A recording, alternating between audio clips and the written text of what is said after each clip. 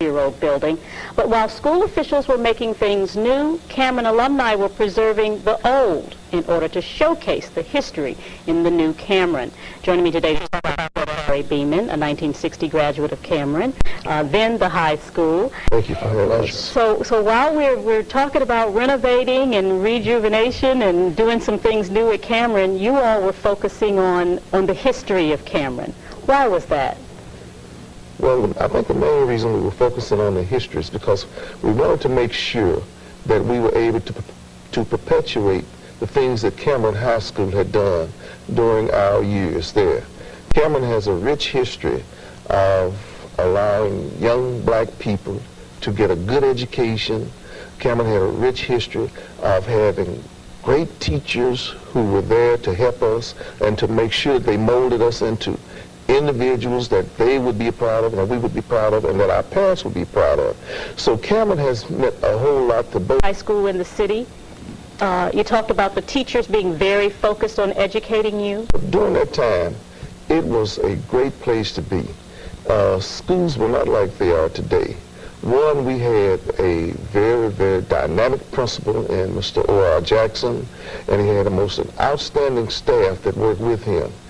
We at Cameron knew that if we did wrong, that we were going to be punished for it.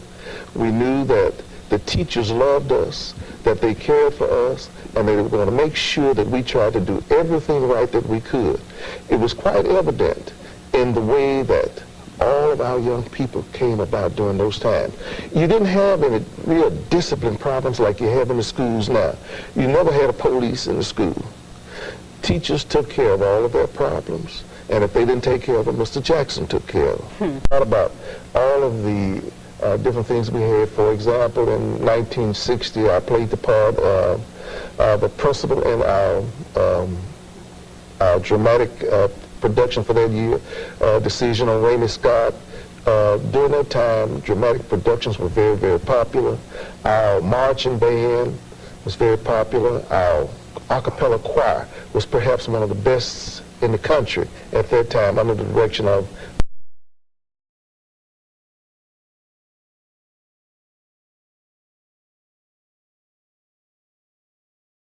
Leonard Morton, who's still around and who still works with us with some groups that we sing with now. I also think about the athletic programs that we had. Of course, the undefeated football team in '59.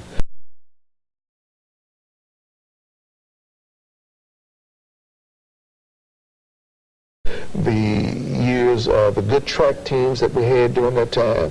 We had great students. Some that come to mind off the top of my head would be a fellow by the name of Sherman Green, who graduated in 10 years of schooling. He was in what was called early entrant college and was able to graduate in 10 years of schooling. That's the track team there from '58 and '59 that you talked about. Right.